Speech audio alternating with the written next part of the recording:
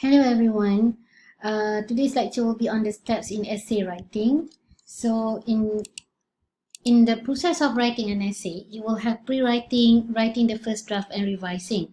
So you have done the pre-writing, but I ask you to use the clustering technique in order to come up with the points that you're going to deliver in your essay, and then I've asked you to write the first draft.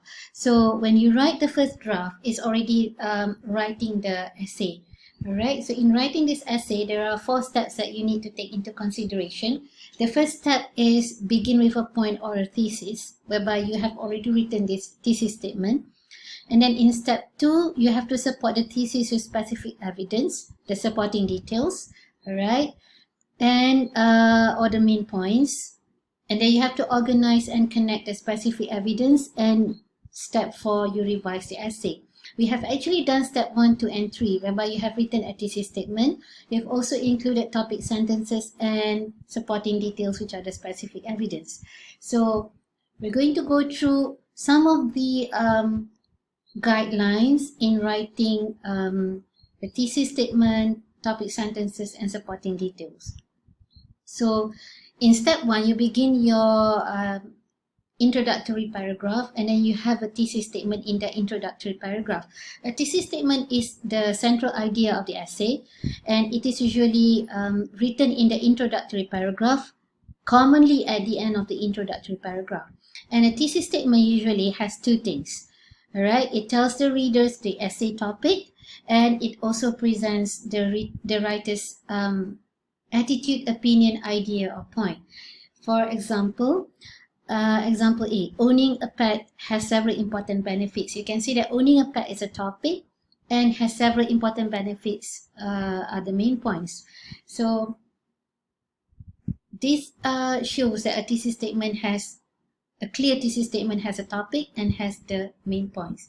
For example 2, example B, rising crime rates, increasingly overcrowded conditions, and growing expenses make living comfortable in a modern city difficult. So this shows that this thesis statement has a focus on the topic living comfortable in a modern city is difficult, and the 3 main points that will be discussed are as presented: rising crime rates, increasingly overcrowded conditions, and growing expenses.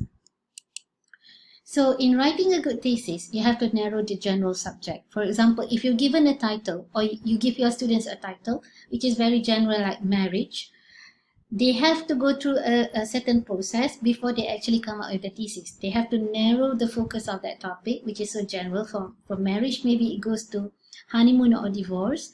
All right. For example, they have chosen divorce, so and then they try to write a thesis based on that narrow focus. Divorce here is not so narrow yet, because you have to talk about what is it about divorce that you want to focus on. So that's why when we have narrowed the focus, we come up with the clustering map, all right, so that we can actually see what are the things about divorce that we want to discuss. And then based on that clustering map, you can decide, okay, I want to focus on the increasing number of divorce cases, all right. You choose which focus you want to highlight. Alright, so the thesis will be the rate of divorce cases in Malaysia has increased due to several reasons. So the focus will be the rate of divorce cases, and the main points will be on the reasons for the increase in the rate of divorce cases. Okay, so how to limit and focus on your thesis? Okay, so clustering. Remember, I told you you have a general topic, for example, physical exercise, which is too broad, like marriage just now. So you have to come up with that clustering map so that you can actually limit the topic that you want to focus on. So usually when we do that clustering map, we will have points that we are familiar with. All right, maybe for example, physical exercise. You start to do the clustering technique, whereby you have, for example, under physical exercise, you have benefits of exercise, types of physical exercise, and then you decided that, okay, I'm going to do benefits of exercise. I'm going to focus on that because I know that more than types of exercise. If it's going to be about types of exercise, I may need to, do some research. But if it's about benefits of exercise, I already know it. right? Or I'm familiar with it. So after you do that clustering, you will be choosing the focus that you are most familiar with.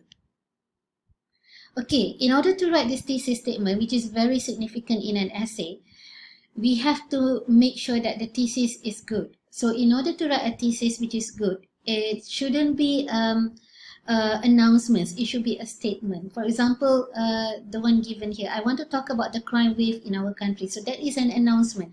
A statement is more focused, whereby it shows the recent crime wave in our city has several apparent causes. It shows what this essay is going to be all about, instead of it's an announcement, like you're not sure what it is going to be focusing on, right?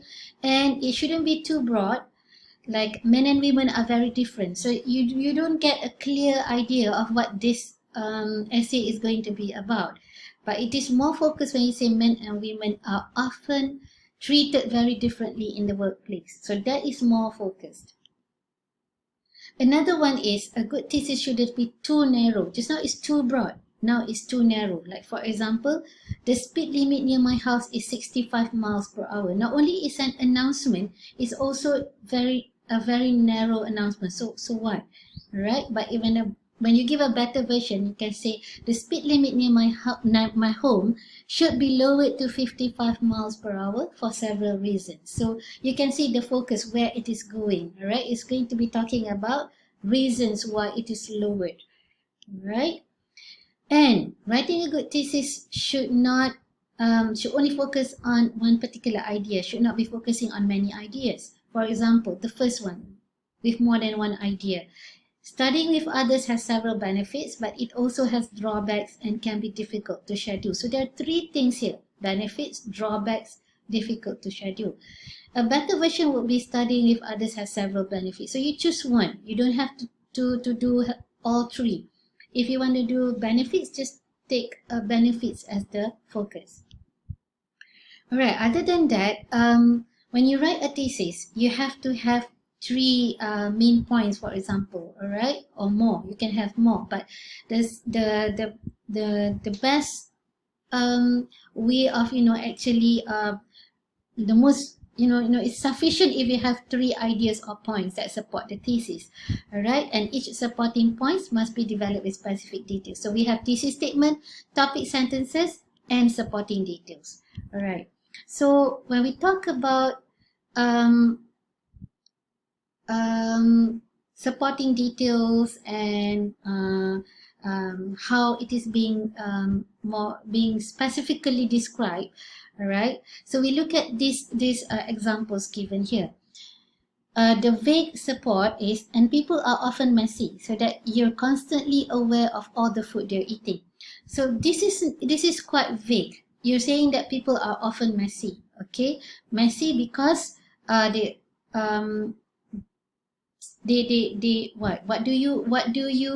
how do you describe messy here? It's vague. But when it is more specific, you can see the example given. And people of all ages crinkle candy wrappers, stick gum on their seats, and drop popcorn tubs or cups of crushed ice and soda on the floor. You can see the more specific support for messy there. All right, so you can also look at the second idea, whereby there's a more specific support to the description of people are always moving around near you, creating a disturbance and interrupting your enjoyment of the movie. But more specific description and support for it will be people cough and burp, squirm endlessly in their seats, file out for repeated trips to the restrooms, concession stand, and elbow you out of the armrest on either side of your seat. Right? So that is related to specific evidence that give or specific support to a particular point that you have put forward. So when you look at your draft, you look at how you actually write your supporting details, so that it clearly describe or give details to your main points. Right? An effective paragraph usually provides concrete details, describe the details in a specific way and lively way. And it captures sharp details that can make people interested to read your essay. So one of the things that you need to have will be the specific details, and you have to be able to present it in a very convincing way. One of the most serious problems in writing an essay is many students have this problem in terms of developing their points. In a way, they the writing is inadequately developed, and you need to actually you lack in terms of the specific details to fully support the body paragraph. So this is the most common and serious problem that need to be addressed. All right. For example, this is paragraph A and paragraph B. You can have a look at it and you can see the differences. But I'm going to look at this one, whereby you can see the focus is on my roommate is messy. All right.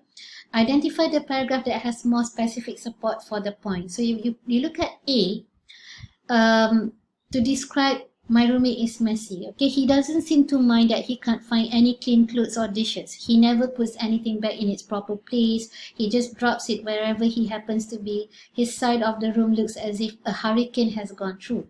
Alright, for B, his coffee cup is covered inside with a thick layer of green mold. I can't tell you what color his easy chair is. It has disappeared under a pile of laundry. When he turns over in bed, I can hear the crunch of cracker crumbs beneath his body. So B is more vivid in terms of the description of my roommate is messy. Alright, so B is better than A. So this is the part whereby you need to include more specific descriptions. Okay. Alright. So step 3, organize and connect the specific evidence. All right, all details that you include, they must stick together. They must show coherence. All right.